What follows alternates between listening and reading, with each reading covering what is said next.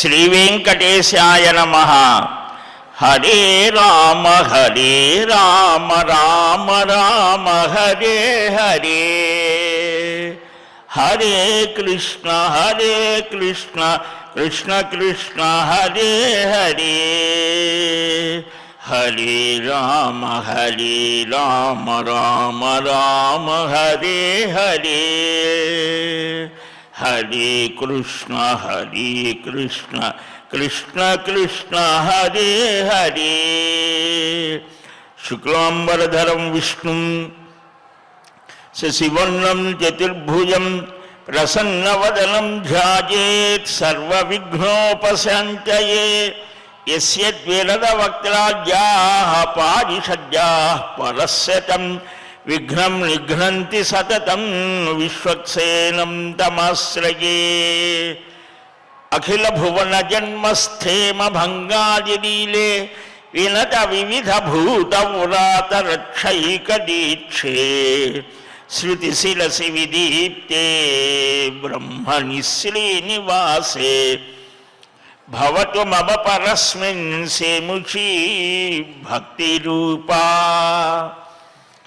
నారాయణం నమస్కృత్య నరం చైవ నరోత్తమం దేవీం సరస్వతీం వ్యాసం తతో జయముదీరయేత్. శ్రీలక్ష్మీవల్లభారంభాం విఖనో మునిమధ్యమాం అస్మదాచార్యపర్యంతాం వందే గురుపరంపరాం. అస్మత్ శ్రీ గురుచరణారవిందాభ్యాం నమః. పరమగురుభ్యో నమః. సర్వగురుభ్యో నమః.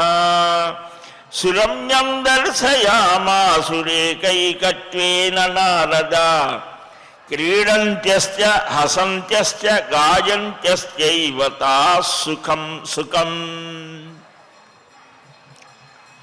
పరమాత్మ యొక్క దివ్యానుగ్రహంతో మానవ జీవితం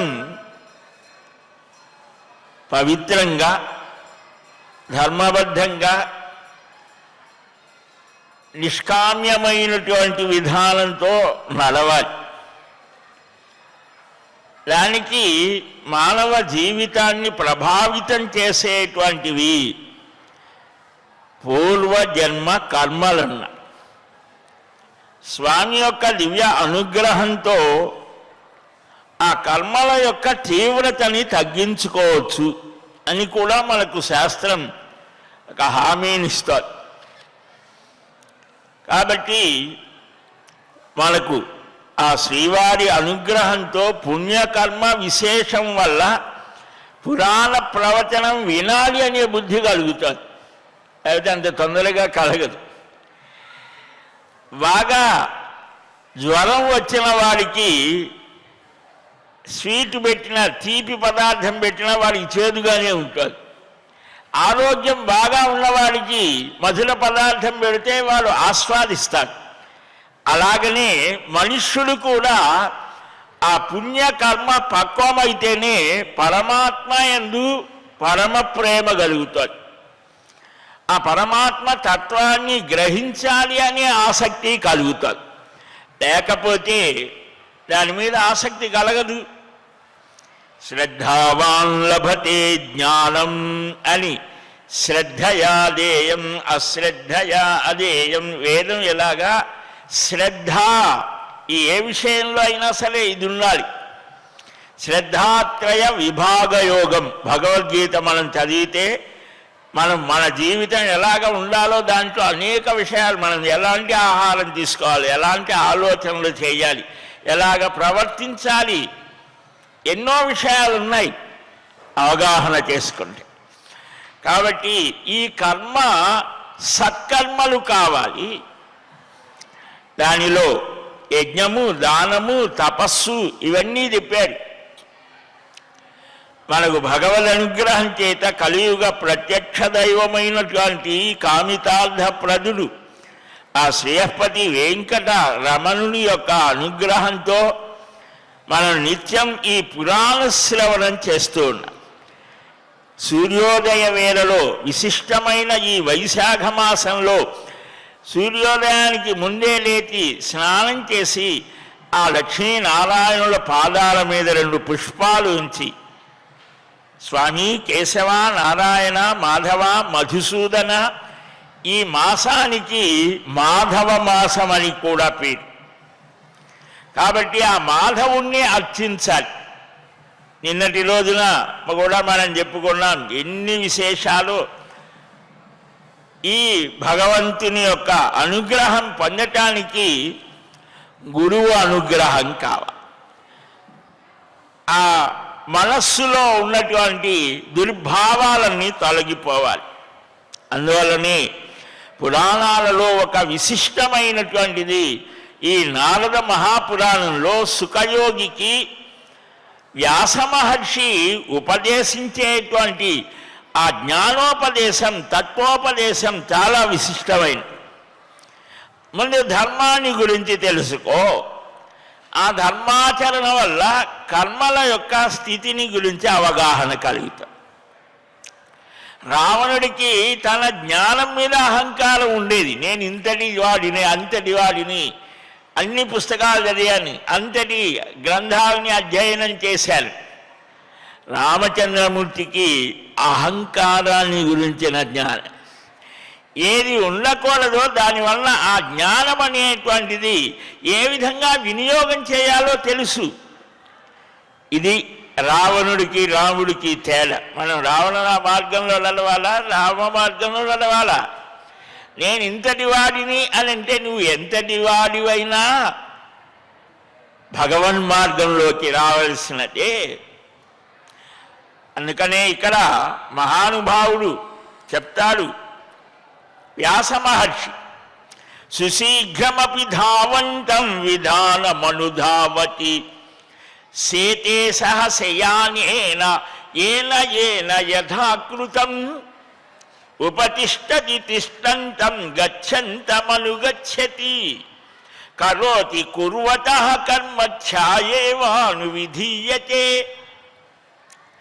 ఏ వ్యక్తి ఎలాంటి కర్మ చేస్తాడు, కర్మ అంటే పని, అవి మంచివి కావచ్చు, చెడ్డవి కావచ్చు, ఒక్క నిమిషం కూడా ఏ పని చేయకుండా ఎవడు ఉండడు. భగవద్గీతలో స్వామి చెప్తారు. ఎవరో ఉత్తమ అయినటువంటి జ్ఞానంతో, యోగంతో ఉన్నటువంటి కేవల నిర్వికల్ప సమాధి స్థితిలో ఉన్నటువంటి పరమయోగులకు తప్ప తక్కిన వారందరికీ కూడా నిత్యావసానాలు అవి అదైనా కర్మే కదా. ఆ కర్మ, ఆ ఫలం వాడి వెంట ఉంటుంది. నిద్రించేటప్పుడు విశ్రాంతి తీసుకున్నాం, నిలిస్తే నిలుస్తుంది, నడుస్తుంది. ఆ కర్మ సంస్కారం తాము మాత్రమే అనుభవిస్తారు. అవి ఎప్పుడు ఏ విధంగా మనుష్యుడు చేయాలో అవి లాక్కుపోతూ ఉంటాయి. ఎవరి ప్రేరణ లేకుండానే పుష్పాలు వృక్షానికి ఎలాగైతే పూస్తాయో, తగిన సమయంలో వృక్షానికి పండ్లు ఎలాగ కాస్తాయి, పూర్వజన్మలో చేసిన కర్మ ఫలం కూడా ఫలానుభవ సమయాన్ని అతిక్రమించదు అని. ఆ కర్మ ఫలాన్ని అనుభవించక తప్పదు. మాన అవమానాలు, లాభ నష్టాలు, ఉత్థాన పతనాలు అన్నీ కూడా ప్రారబ్ధానుభవం తర్వాత వెనుదిరుగుతాయి. తాను చేసుకున్న కర్మఫలమే దుఃఖం. ఎక్కడి నుంచో ఊడిపడదు, నువ్వు చేసుకున్నదే. అందుకనే మనకు రామాయణంలో కానీ చాలా చోట్ల వస్తుంది ఈ కర్మానుభవం. దైవమేవ పరమణ్యే పౌరుషంతు నిరర్ధకం అని కూడా కొన్ని చోట్ల వస్తుంది. అంటే ఏంటన్నమాట, ఈ కర్మానుభవం. దైవం అనంటే పూర్వజన్మ కర్మ ఫల అనుభవము. విధి అన్నా కూడా అదే. దేవుడు మాతృగర్భంలో శయనించిన దగ్గర నుంచి పూర్వజన్మలోని శరీరం ద్వారా సంపాదించిన సుఖ దుఃఖాలను అనుభవించడం ప్రారంభమవుతోంది.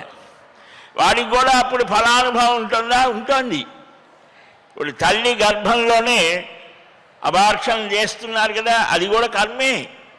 ఎన్ని రోజులు, 10 రోజులు, నెల రోజులు, 20 రోజులు ఉంటాడు, ఆ దుఃఖం అనుభవించాల్సింది. గర్భ దుఃఖం అన్న ఇలాగా సుఖానుభవం బాలుడైనా యువకుడైనా వృద్ధుడైనా వ్యక్తి చేసిన మంచి చెడుల ఫలాన్ని జన్మ జన్మాంతరాలలో ఆయా అవస్థలలో అనుభవిస్తాడు. భుంక్తే జన్మని జన్మని. ఆవు దూడ వేలకు వేలు ఆవు దూడలు ఉంటాయనుకోండి, ఆ ఉన్న గుంపులో గోవులలోని తన తల్లిని గుర్తించి దూడ ఎక్కడ ఉన్నా దాని దగ్గరికి వచ్చినట్టుగా, లేదా ఆ చిన్న ఆవు దగ్గరికి తల్లి వచ్చినట్టుగా కర్మ అనేది కొన్ని కోట్ల జీవులు పుట్టి పెరుగుతుంటే వారి దగ్గరికి వస్తుంది. ఇలాగా తపస్సు చేత ధర్మకార్యాల వల్ల పాపాలు పోయిన వారికి కోరికలన్నీ నెరవేరుతాయి. అయితే ఈ కర్మఫలానుభవం ఎలాగా? అవగాహన చేత, తత్వజ్ఞానేన సంచితం అని కూడా చెప్పాడు. ఒక్క మన ధర్మంలోనే చెప్పాడు. ఆకాశంలో పక్షుల పాద చిహ్నాలు, నీళ్ళల్లో జలచరాల పాదముద్రలు కనిపించనట్లుగా మహాత్ముల యొక్క, పుణ్యాత్ముల యొక్క, జ్ఞానుల యొక్క నడక కూడా మనకు తెలియదయ్యా. వారికి ఎందుకు ఇలా జరిగింది, నాకెందుకు ఇలా జరగలేదంటే దానికి సమాధానం లేదు. కనుక ఇలాగా గ్రహించు అని చెప్పడం జరుగుతోంది. ఆయన జననం, ఉపనయనం, వేదాధ్యయనం, సమావర్తనం ఇవన్నీ కూడా చక్కగా మనం చెప్పుకున్నాం. వేదాంగాలను విస్తృతమైనటువంటి వ్యాఖ్యానంతో చక్కగా గ్రహించాడు సుఖయోగి. నిన్న చెప్పుకున్నాం. సముడై ముక్త కర్మ చేయుడై సన్యాసి అయి ఇంటివోవా. అలాగ వెళ్తూ ఉన్నాడట సుఖయోగి కుమారుడు. ఏమంటూ ఉన్నాడు కుమారుణ్ణి? ఓహో కుమారయనుచును వ్యాసులు శీలంగా. ఎవడు సముడై ముక్త కర్మ చేయుడై సన్యాసి అయి ఉంటివోవా. వ్యాసులు మహాభీతితో నోహో కుమారాయనుచు చేరంగా వృక్షములు తన్మయతనం చక్కగా ముళ్ళు ప్రతిధ్వనులు చేశాయట. అట్టి భూతమయుని తపోధన్యాగ్రనిన్ ధీమనిన్ బాదరాయని. ఆయనకి నమస్కారం అంటారు, మ్రొక్కేదని. సముడై సమబుద్ధి కలిగినవాడు. మనం చెప్పుకున్నాం మనం, సమత్వం యోగ ఉచ్యతే. ఏమిటి సమత్వం? ఆ ఆత్మ సమత్వం. ముక్త కర్మ చేయుడై కర్మల నుంచి విముక్తిని పొందాడు. అంటే ఆయన చేసే పనులేవి కూడా ఫలాన్ని ఉత్పత్తి చేయలేవు అన్న కళ కాదు. ఎందుకని సర్వం పరమాత్మ బ్రహ్మమయం అనేటువంటి భావనతో ఉన్నటువంటి స్థితిలో ఉన్నాడు సుఖయోగి అప్పటికి అన్నమాట. చీరంగన్ తత్ మయతన్. ఈ కర్మలన్నీ తొలగిపోయాయి. తపో ధనం చేత, తపస్సు చేత ధన్యులైనటువంటి వాడు మొదటివాడు. ధీమని, బుద్ధి అనే మణి కలిగినటువంటి వాడు. అంటే సర్వసమత్వం సిద్ధించింది సుఖయోగికి. కర్మబంధ విమోచన స్థితిలో ఉన్నాడు. సన్యాసి అయి సుఖయోగి ఒంటరిగా పోతూ ఉన్నాడట. వ్యాసుడు కుమారా కుమారా అని కేకలు పెడుతూ ఉంటే వృక్షాలు కూడా ప్రతిధ్వనిస్తూ ఉన్నాయట. సర్వభూతమయుడయ్యాడు. అంటే ఇక్కడ చాలా చిత్రమైనటువంటి, ఏదో ఒక పద్యమో శ్లోకమో ఒక 4 లైన్లలో ఉన్నది చదివేసే ఇది అనుకోవటే ఏమీ ఉండదు. ఋషుల యొక్క మాటలు అలాంటివి కాదు. వ్యాసుడికి తన కుమారుడు సుకుడు అనే భావం ఉన్నది, కానీ సుఖయోగికి లేదు. సుఖయోగికి సర్వము భగవన్మయమే అని ఈయన కేకలు పెడుతుంటే అన్నీ ధ్వనిస్తున్నాయిట. ఆ శుకుడు యొక్క పేరు ప్రభావం భగవంతుని యందు తాదాత్మ్యాన్ని పొందడం చేత అన్నీ కూడా ఓ అంటున్నాయి. అంటే ఆయన పేరు స్మరిస్తేనే చాలు, విన్నా ఉచ్చారణ చేసిన తన స్థితిని ప్రసాదించే గొప్ప స్థితిని పొందారు సుఖమహర్షి. కాబట్టి ఇక్కడ చాలా విశేషమైనటువంటిది ఈ అధ్యాత్మ స్థితిలో కార్యకారణములను ఆధారంగా తీసుకొని వర్తించే ఆత్మతత్వం అధ్యాత్మం అని. దాన్ని తెలుసుకోవటానికి దీపం లాంటి వాడట సుఖమహర్షి. వేదాల సారాంశం ఏంటి? అవన్నీ ఏ విషయంలో ఏకీకృతమవుతాయి అంటే పురాణం అని అన్నారు. సంసారం అనే దట్టమైన చీకటి ఆవరణని దాటటానికి వారి మీద దయ కలిగి ఈ పురాణాన్ని చక్కగా వివరించాడు అని సుఖయోగిని స్మరిస్తాడు సూత మహర్షి అక్కడ. కనుక ఆత్మ అంటే సృష్టిలో ఇమిడి ఉన్న నేను అనేటువంటి ఒక వెలుగుగా కూడా చూపించారు. దాని యొక్క విషయాలు తెలుసుకోవటమే అధ్యాత్మము. అదే అధ్యాత్మ విద్య. అధ్యాత్మ విద్యానాం గీతలో స్వామి చెప్తాడు కదా. కనుక ఈ దీనిలో చాలా విశేషాలు ఉన్నాయి అని చెప్పడం జరుగుతోంది. సరే, బుద్ధి మోక్షం మీదనే ఉండడం చేత ఏకాగ్రచిత్తుడై ధర్మానుసారం బృహస్పతిని గురువుగా ఆశ్రయించి సమస్త విషయాలు సరహస్యంగా ససంగ్రహంగా ఇతిహాస రాజశాస్త్ర అన్నిటినీ అధ్యయనం చేశారు. విస్తృతమైనటువంటి శాస్త్రానుభవం. గురుదక్షిణ ఇచ్చాడు, సమావర్తన సంస్కారం పొందాడు, మళ్ళా తండ్రి దగ్గరికి వచ్చాడు. ఏకాగ్రచిత్తుడై అంటే ఆ వచ్చిన తర్వాత చెప్పే ఉపదేశం అంతా విన్నాం. అంతకుముందు కూడా వేరే గురువు గారు బృహస్పతి గారి దగ్గర ఈ బ్రహ్మచర్య వ్రతాన్ని పాటిస్తూ అధ్యయనం చేశాడు. ఇప్పుడు తపస్సుకి ఉపక్రమించాడు. జ్ఞానంతో తపస్సుతో బాల్యంలో కూడా దేవతలు ఋషులకు కూడా ఆదరణీయుడయ్యాడు. వారికి కూడా సలహాలు ఇవ్వదగినటువంటి యోగ్యతని పొందాడు. ఆయన బుద్ధి నత్వస్య శ్రమతే బుద్ధి ఆశ్రమేషు నరాధిప త్రిషు గార్హస్థ్యమూలేషు మోక్షధర్మానుదర్శిన. ఆయన బుద్ధి మోక్షం మీదనే ఉన్నదిట. ధర్మము, అర్థము, కామము, మోక్షము మనం వింటూ ఉంటాం. ఇవి 4 మనుష్యుడైనటువంటి వారు సాధించవలసినటువంటిది. ఈ ధర్మము మొదటిది, మోక్షం చివరిది. మధ్యలో అర్ధకామములు అంటే ఏమిటన్నమాట? ధర్మబద్ధంగా నీవు అర్థాన్ని, ధనాన్ని, ప్రయోజనాన్ని పొందు. కామము, కోరికలు ఉన్నాయి నీకు, ధర్మబద్ధంగా స్వీకరించు. ఇధిమాం ఋషిభిస్తుల్యం కేవలం ధర్మమాస్థితం. రామాయణంలో రామచంద్రమూర్తి అంటాడు, కైకమ్మ తల్లి నాకు దీని మీద ఏమీ రాజ్యాన్ని నేనే పొందాలనేటువంటి కోరికేమీ లేదు. మహర్షులు ఏ విధంగా అయితే ధర్మబద్ధమైనటువంటి జీవనాన్ని గడపటంలో వారు ఆనందాన్ని పొందుతారో, ఆసక్తిని చూపిస్తారో, అలాంటి ఒక ఋషితుల్యుడిగా నన్ను భావించు అంటారు. కనుక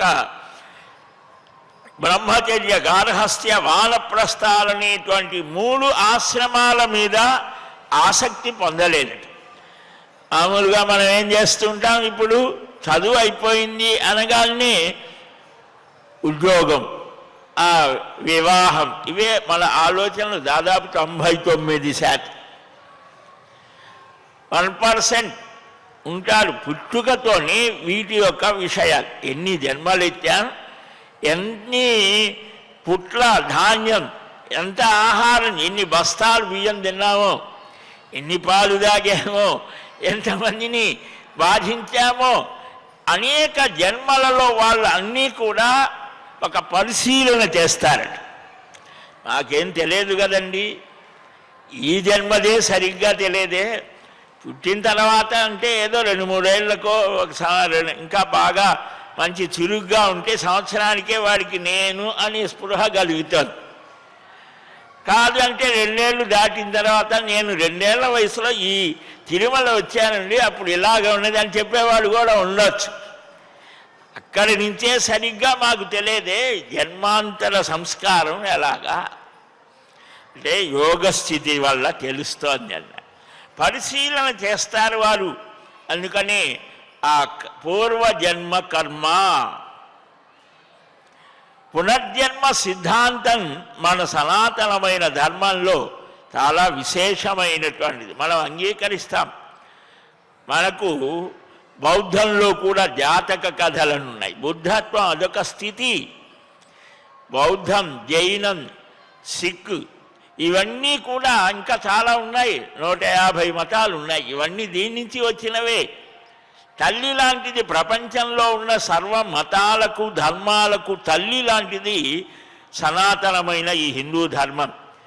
వయస్సు వచ్చిన పిల్లవాడు తల్లిదండ్రుల్ని నెట్టేసి నేనే గొప్పవాడిని అన్నట్టుగా ఇవాళ ప్రపంచంలో సర్వవిధ ధర్మాలు మతాలు కూడా తల్లి లాంటి హిందూ మతాన్ని ద్వేషించడానికి నిరసించడానికి శక్తియుక్తుల్ని ప్రదర్శిస్తున్నాయి. అత్యంత పురాతనమైనటువంటిది. వేద వాన్మయంలో లేని విషయం లేదు. కనుక దీని నుంచి వచ్చినటువంటివి అహింస పరమో ధర్మ, దీని నుంచే ఆ విభాగం తీసుకున్నారు కొందరు. అదే ప్రధానం కాదురానాయన. ఎప్పుడు సన్యాసి అయినటువంటి వాడు సర్వభూత హితాన్ని కోరాలి, సర్వ ప్రాణులకు అభయాన్ని ఇవ్వాలి, తాను భయపడకూడదు, తన వల్ల ఇతరులకు భయం కలగకూడదు. ఇలాంటి ధర్మాలన్నీ కూడా సన్యాసులకు చెప్పారు. ఒక సైనికుడు ఒక రాజు అలా ఉంటే ఏమవుతుంది? చాలా ఇబ్బంది. వాడి ధర్మాలు వేరు. బ్రహ్మచారి అనుక్షణం ఆర్జన చెయ్యాలి. విద్యార్జన కణసశ్చైవ విద్యామర్థంచ సాధయేత్. గృహస్థ అయిన వాడు ఏం చేయాలి?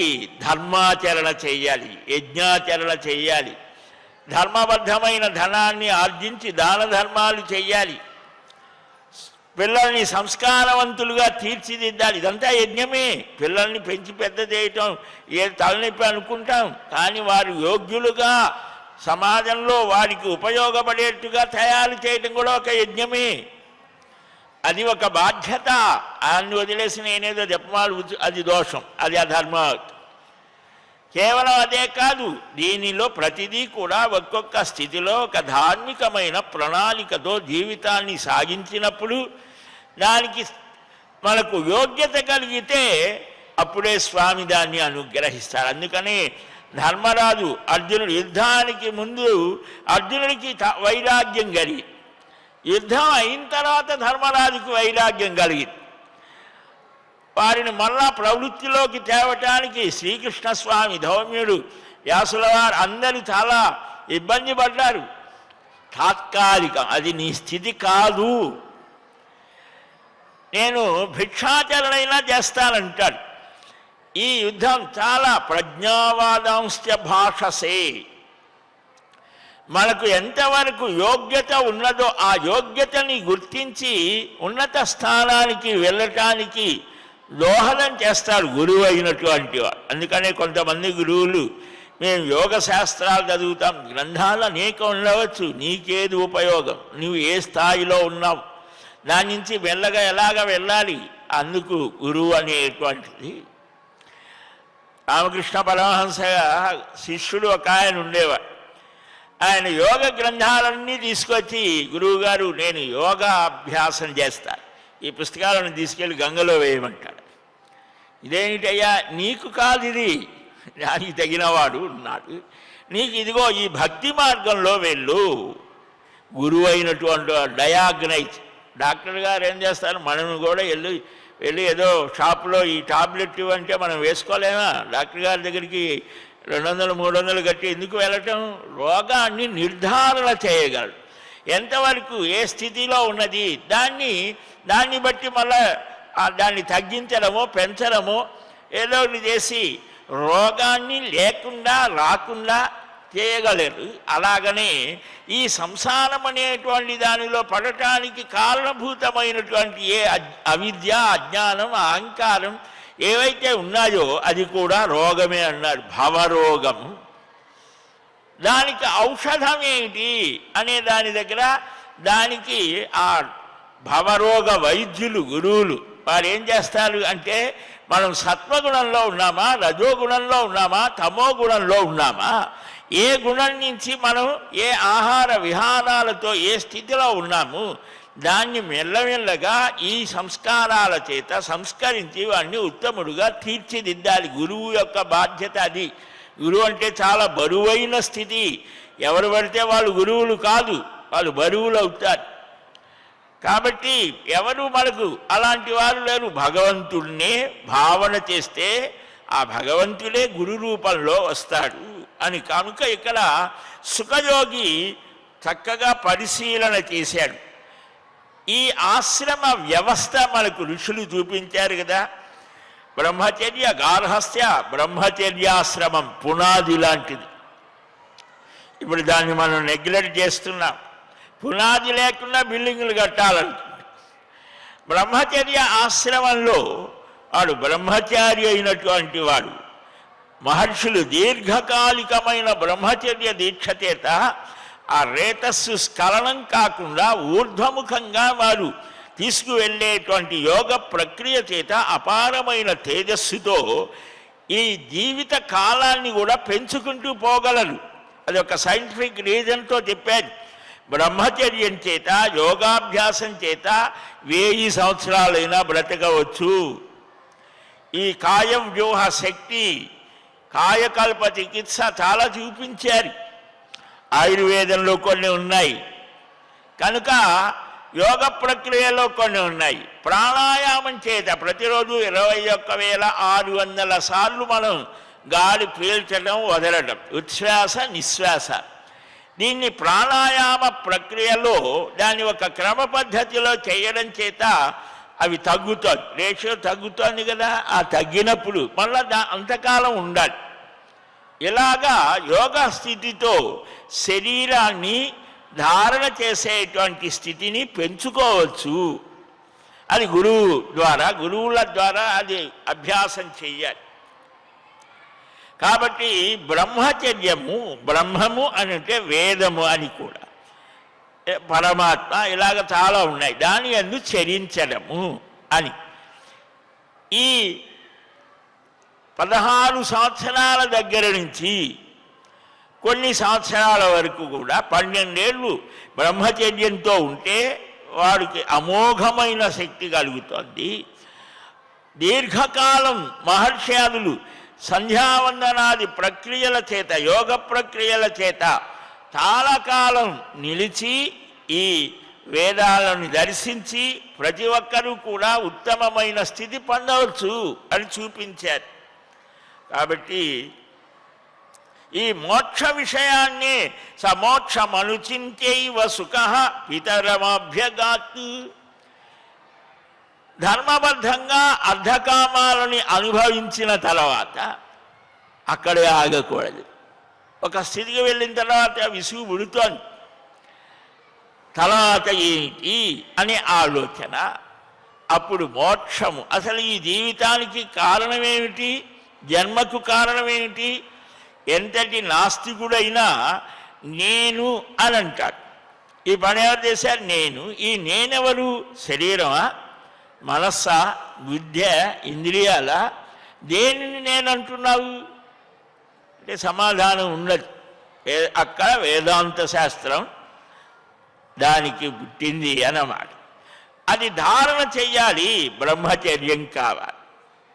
గృహస్థుగా ఉండి కూడా కొన్ని అందుకనే ఏకాదశి, పూర్ణిమ, అమావాస్య, ఇలా ద్వాదశి, ఈ కొన్ని తిథులు అవాయిడ్ చేశారు. ఆ సమయంలో మంచి భగవద్భావనతో ఉండాలి. ఇంకా సంతానం కలిగిన తర్వాత ఇద్దరు కూడా ఒక సద్భావంతో, ఇలాగ చాలా నియమాలు చూపించారు. ఉండలేకపోతే వాడి స్థితి అది వేరే. కానీ ఇలాగా ఉండే ప్రయత్నం అయినా చెయ్యాలి. సరే, మోక్ష విషయాన్నే ఆలోచిస్తూ తండ్రి గురువైన వ్యాస మహర్షి దగ్గరకు వెళ్ళి సుఖయోగి నమస్కరించి శ్రేయోర్థి వినయాన్విత. శ్రేయస్సు ఏంటది? శ్రేయస్సు అంటే మోక్ష విషయమే. ప్రేయస్సు ప్రియమైనది. కఠోపనిషత్తులో ఈ రెండిటికి ఉన్నటువంటి విషయాన్ని చెప్తారు. మోక్ష ధర్మేషు కుశల భగవాన్ ప్రబ్రవీతు మే యథా మే మనసః శాంతి పరమా సంభవేత్ ప్రభో. మన 2 రోజులుగా చెప్పుకున్నాం. ధర్మ విషయకమైన ఉపదేశం చేశాడు. ఆత్మ, నీవు మోక్ష ధర్మాలలో నిపుణుడివి. నా మనస్సుకి పరమశాంతి కలగటానికి తగిన దాన్ని చెప్పు. ఇప్పటిదాకా చెప్పినది అది వేరే విషయం. ధర్మాలు చెప్పాడు భాగవతంలో. అందుకనే వస్తుంది, ధర్మాలు ప్రపంచించితే మెచ్చుని. కేవలం ధర్మాలలోనే ఆగకూడదు. అతి సామాన్య స్థితిలో ఉన్నవాడికి ధర్మాచరణ ప్రధానం. ఇంకొంచెం పైకి వెళ్ళాలి. 1వ తరగతిలోనే ఆగిపోకూడదు అని మహర్షుల ఉద్దేశ్యం. కర్మలు చేయటంలోనే కాదు, వాటి యొక్క మహత్వాన్ని కూడా తెలుసుకోవాలి. శ్రుత్వా పుత్రస్య జువచః పరమర్షిరువాచ తం అధీశ్వపుత్ర మోక్షం వై ధర్మాంశ్చ వివిధానపి. సరే నాయనా, నీవు ధర్మాలను అధ్యయనం చేయవాలి. సమస్తమైన యోగశాస్త్రం, సాంఖ్యశాస్త్రం, యోగశాస్త్రంచ నిఖిలం కాపిలంచ ఇవ భారత. తండ్రి నిర్దేశిస్తే యోగ దర్శనం పతంజలి చెప్పాడు కదా. అంటే ప్రాచీన కాలం నుంచి ఉన్నటువంటి విషయాలనే ఒక సూత్రబద్ధం చేశారు మహర్షులు. వారు కొత్తగా కనుక్కున్నవి కాదు, లోగడ ఉన్నటువంటివే. ఇప్పుడు మన వాళ్ళు ప్రజల్లో అనుకునేటువంటివన్నీ కూడా దాని మీద కాగితం పేపర్లో పెడతారు కదా. లేఖకు అంటామే. అలాగా ఈ ధర్మాలన్నిటినీ కూడా పతంజలి యోగ దర్శనం, మీమాంస, పూర్వమీమాంస, జైమిని ఉత్తర మీమాంస, లేదా వేదాంత దర్శనం వ్యాస బాదరాయణుడు, అలాగే సాంఖ్య దర్శనం కపిల మహర్షి, ఈ కణాదుడు వైశేషిక దర్శనం అని షడ్దర్శనములు. ఈ సాంఖ్యాన్ని యోగాన్ని అధ్యయనం చేయించారు. బ్రహ్మతేజోయుక్తుడయ్యాడు. శతం బ్రాహ్మ్యా శ్రియాయుక్తం బ్రహ్మతుల్య పరాక్రమం మేనే పుత్రం యదా వ్యాసః మోక్షధర్మ విశారదం.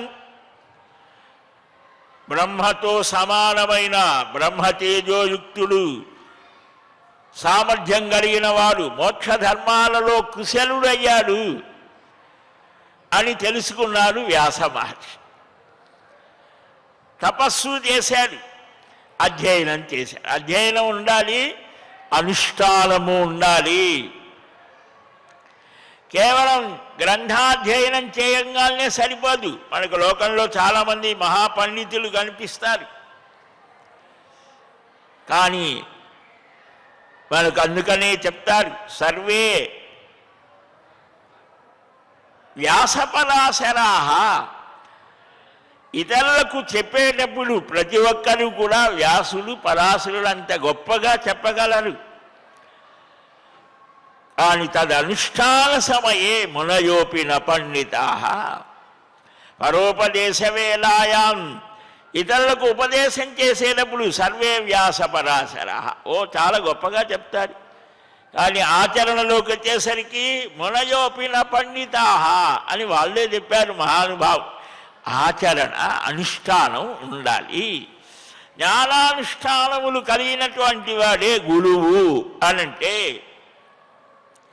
కనుక జనక మహారాజు దగ్గరికి వెళ్ళవయ్యా, నువ్వు మోక్ష ధర్మాలలో సమస్తమైనటువంటి మోక్ష ధర్మసార సిద్ధాంతం నీకు వివరిస్తాడు. తండ్రి గురువే అయితే గొప్పదే, కానీ తండ్రి మీద అంత లక్ష్యభావం ఉండదు. భార్యాభర్తలకు కూడా భర్త భార్యకు ఉపదేశం చెయ్యాలి అని, కుమారుడికి తండ్రి ఉపదేశం చెయ్యాలి అని, ఇలాగ సరే శిష్యుడికి గురువు ఎలాగో ఉపదేశం చేయాలి. కానీ ఆయనకేమిటి, ఆయనకేం తెలుసు, నాకే చాలా గొప్ప తెలుసు అనే స్థితిలో కుమారులు భార్యలు ఇలాగ శిష్యులు ఉండవచ్చు. అందుకనే మా గురువుగారు నాకు అధ్యయనం చేయించేటప్పుడు చెప్పే, ఒరే మీరు నాకంటే చాలా విషయాల్లో గొప్పవారు అయితే అవ్వచ్చు, కానీ ఇది ఒక సంప్రదాయం. నా దగ్గరికి దేనికి వచ్చారు? చదువుకోవటానికి వచ్చారు, తెలుసుకోవటానికి వచ్చారు. ఇక్కడ ఉన్నప్పుడు శిష్యభావంతోనే ఉంటారు. ఆయనకంటే ఎవరు మాకు గురువుగారు గొప్ప మహానుభావులు, ఎన్నో రకాలుగా తీర్చిదిద్దితేనే యోగ్యత అనేది, ఈ యోగ్యత కూడా కలిగేది. కనుక ఆ గురువుల దగ్గర శుశ్రూష అన్నారు, వారికి సేవ చేయాలి, శ్రవణం చేయాలి.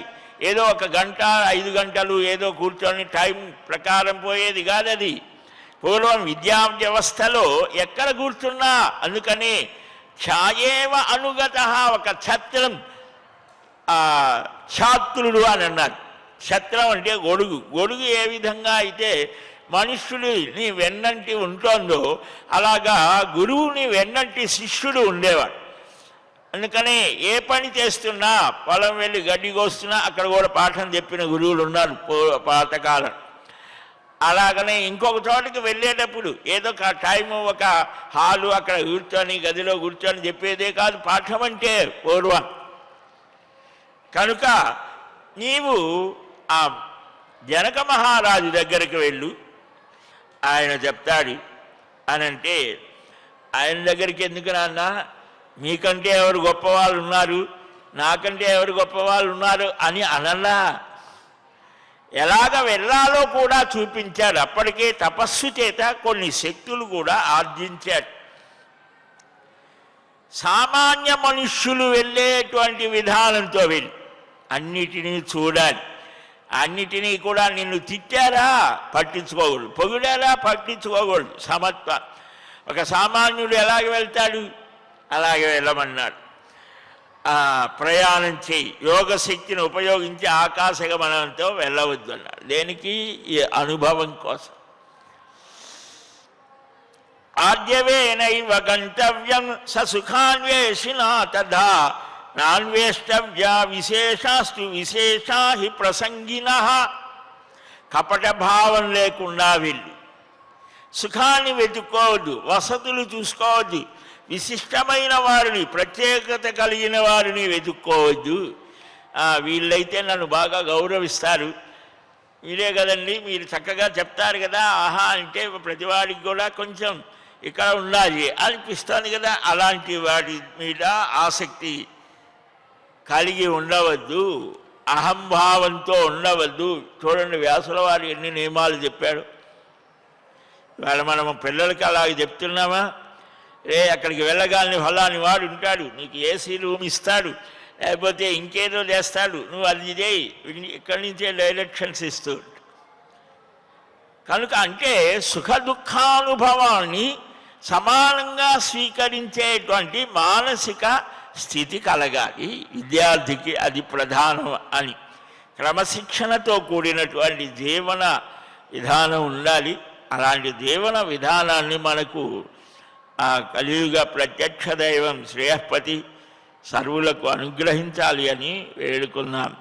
శ్రీకృష్ణ గోవింద హరే మురారే, హే నాథ నారాయణ వాసుదేవ, గోవింద జయ జయ గోపాల జయ జయ, రాధారమణ హరి గోవింద జయ జయ.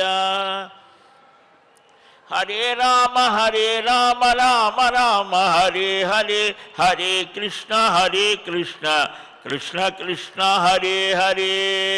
స్వస్తి ప్రజాభ్యః పరిపాలయంతాం న్యాయేన మార్గేణ మహీం మహీశాః. గోబ్రాహ్మణేభ్యः శుభమస్తు నిత్యం. లోకాः సమస్తాः సుఖినో భవంతు. కాళే వర్షదు పర్జన్యః పృథివీ సస్యశాలిని దేశోऽयं క్షోభరహితో బ్రాహ్మణాः సంతు నిర్భయాः అపుత్రాः పుత్రిణः సంతు పుత్రిణः సంతు పౌత్రిణः అధనాः సధనాः సంతు జీవంతు శరదాం శతం శ్రియః కాంతాయ కళ్యాణ నిధయే నిధయేర్ధినాం శ్రీవేంకటనివాసాయ శ్రీనివాసాయ మంగళం. వరం విష్ణోః ప్రవర్ధతాం. సర్వం శ్రీకృష్ణార్పణమస్తు. ఏడుకొండలవాడ వెంకటరమణ గోవింద గోవింద గోవింద గోవింద.